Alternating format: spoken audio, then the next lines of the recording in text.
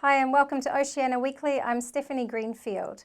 Police say another person has died following the eruption on White Island, bringing the official toll to 15. The person was earlier being treated at Waikato Hospital. The devastating disaster on Monday the 9th of December led more than 30 people to be admitted to hospitals across the nation, with medical professionals working around the clock in an attempt to save their lives. Some suffered burns to more than 80% of their body, with some also having internal injuries due to the gases and chemicals inhaled on the island in the eruption's aftermath. As of Saturday night, 14 people remain in New Zealand burns units, 2 in Christchurch, 2 in Hutt Valley, 2 in Waikato, and 8 in the National Burns Unit at Auckland's Middlemore Hospital. 3 people have been discharged while 13 have already been repatriated to Australian hospitals. Melbourne woman Crystal Bowitt has been formally identified as among the bodies which were recovered from New Zealand's White Island on Friday the 13th of December. Professional diving teams continue to scour contaminated waters surrounding the volcano for 2 missing people. Miss Bowitt, who had just celebrated her 21st birthday, died in hospital last week, was one of 2 Australians to be confirmed dead by authorities. Another 12 Australian citizens and residents are officially listed as missing or presumed dead. New Zealand police on Saturday night said the official death toll was 15, following the death of a person who was being treated for severe burns at Waikato Hospital. At least 10 Australians remain in critical condition in the local hospitals 5 days after the deadly White Island volcano eruption in New Zealand. 2 New South Wales residents who arrived at Sydney's Royal North Shore Hospital are among 7 across the city's hospitals listed as critical.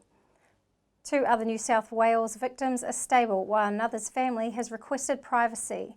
3 patients evacuated from New Zealand to Alfred Hospital in Melbourne are also critically ill. Some 47 people, including 27 Australian citizens and 4 permanent residents, were on the island when the volcano erupted on Monday. 8 Australians are confirmed dead, 2 are presumed to have died, and 13 are in hospital with severe burns. The official toll given by New Zealand authorities stands at 8, with a presumptive toll of 16.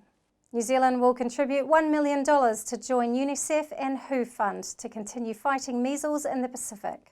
Minister of Foreign Affairs Mr. Peters, who is currently in Samoa, said the country's contribution to the Pacific Region Action Plan for Measles will help with the plan's early interventions to prevent further outbreaks.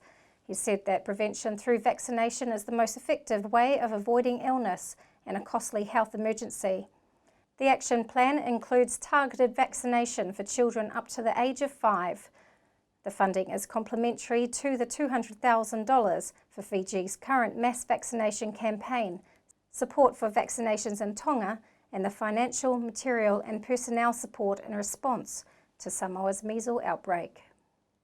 The number of Australians aged over 100 grew by more than 30% between 2013 and 2018, with Victoria showing a significant leap in centenarians. In total, there are 4,828 centenarians in Australia, according to the Australian Bureau of Statistics 2018 census data. That number was up from 3,623 in 2013. According to the latest figures, New South Wales has the most centenarians in the country, with 1,463, just a few dozen ahead of Victoria's 1,432.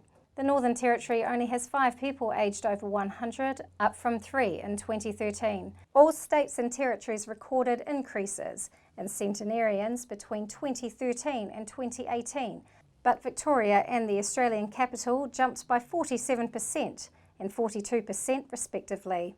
Centenarian expert Dr. John McCormick believes working hard and not being overweight could help you live past 100. Australia is facing a record-breaking heat wave in coming days, with temperatures pushing 50 degrees Celsius in parts of the country. Almost all mainland Australia will be affected by the heat, which is spreading eastwards from Perth. South Australia is set to be hit the hardest by the heat, with consecutive days of temperatures up to 50 degrees Celsius. The highest average maximum across the country on record was 40.3 degrees Celsius, set in January 2013. A painting discovered on the wall of an Indonesian cave has been found to be 44,000 years old. The art appears to show a buffalo being hunted by part human, part animal creatures holding spears and possibly ropes. Some researchers think the scene could be the world's oldest record story. The findings were presented in the journal Nature by archaeologists from Griffith University in Brisbane, Australia. Adam Brum, an archaeologist at Griffith, first saw the pictures 2 years ago after a colleague in Indonesia shimmied up a fig tree to reach the cave passage. The Indonesian drawing is not the oldest in the world. Last year, scientists said they found humans' oldest drawing on a fragment of rock in South Africa, dated at 73,000 years old. Qantas has picked Airbus jets to fly its ultra-long-haul routes, dealing a blow to rival plane maker Boeing. The airline selected the A350-1000 for its planned non-stop Sydney to London service, which will be the world's longest commercial flight. Qantas also delayed a decision on whether to begin those and other long-haul services until March 2020. Still, the win for Airbus comes as Boeing deals with the grounding of its 737 MAX fleet after 2 deadly crashes. Qantas has been testing the ultra-long-haul flights as part of its Project Sunrise plan. 2 years ago, the airline challenged the world's 2 biggest plane makers to design passenger jets for the project that could fly in excess of 10,500 miles, or 17,000 kilometres, which means being in the air for up to 20 hours. UK Prime Minister Boris Johnson has won a resounding election victory after the Conservatives swept aside Labour in its traditional heartlands. The Prime Minister said it would give him a mandate to get Brexit done and take the UK out of the EU next month. The BBC forecast suggests the Tories will get 364 MPs, Labour 203, the SNP 48, the Lib Dems 12, Plaid Cymru 4, the Greens 1, and the Brexit Party none. That means the Conservatives will have their biggest majority at Westminster since Margaret Thatcher's 1987 election victory. Labour, which has lost seats across the North, Midlands and Wales in places which backed Brexit in 2016, is facing its worst defeat since 1935. The smoky haze engulfing Sydney could be causing long-term health damage to residents, and experts say it will only get worse if climate change isn't stopped. Thick fog is blanketing the city and its widest suburbs as bushfires continue to rage northern, southern and western areas of New South Wales. It resulted in the New South Wales government warning people with lung or heart conditions to stay indoors. Atmospheric chemistry experts said that inhaling the particles can lead to increased incidences of chronic diseases, cancers and neurological illnesses, even in healthy people. And being advised to stay inside only works for a short time, because indoor air quality without ventilation deteriorates over time. Dr. De Silva said the smoky haze may be the new norm and may get worse as climate continues to heat up. The National Intelligence Service of Korea made a forecast that North Korea may announce the closure of denuclearization negotiations between the US. The prediction by the National Intelligence Service of Korea was shared at the Assessment of 2019 and Forecast 2020 press briefing on Friday at the Plaza Hotel in Seoul. The National Intelligence Service emphasized the need to pay attention to North Korea's announcements on the US, stating that the Christmas gift, which is the phrase used in North Korea's threats, may be verbal threats rather than military provocations. Facebook has predicted Kimchi will become mainstream, CNN reported. Facebook singled out on the day flexitarians, the milk bath and backward movement as trends that will be in vogue next year. This is suggested in Facebook's 2020 Topics and Trends report, which presents an outlook based on posts uploaded by Facebook users in 13 countries worldwide. Kimchi appeared in the Australian chapter of this year's report, which gives analysts by country. The report said that Australia is a trendsetter of health worldwide, and many Australians are searching for fermented foods such as kimchi or kefir, fermented liquor made from milk from sheep or mountain goats. Now we're going to cross over to Voice of America.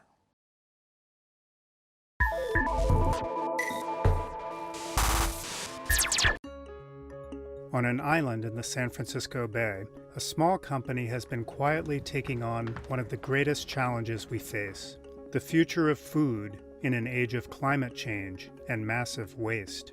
And they're approaching the problem through technology. What we're trying to do is lead a resource revolution to be able to change the thinking from waste into one of recovery. Timothy Childs is a virtual reality pioneer who developed machine vision equipment for NASA's space shuttle. For him, tackling the food crisis requires examining the problem in novel ways. We have to look at it systemically, from the endpoints to the outpoints, and revolutionize each one of those and take that solution to every market that has that particular waste. The first target for disruption? Fruits and vegetables that would otherwise be left to rot. The solution? Advanced drying systems. What that technology allows us to do is to be able to take all sorts of agricultural inputs and be able to dry them in a way that's much faster and holds better nutrients than other systems. Cosmetically challenged apples are making their way through the dryer today to end up as a product in the company's line of foods. But making chips is just the beginning. What Treasury really is about is proving the ideas by building the first prototypes and then piloting those. And they are examining every step in the food process for treasure to extract. Some of it gets converted into energy that we're actually using to run the machines with which we are treating the food in the first place. They aim to deploy these systems across the globe. But first, everything is simulated. We design buildings, processes, and equipment in computer graphics, and we test drive them inside of virtual reality. And from virtual reality into something that tastes great. Matt Dibble for VOA News, San Francisco.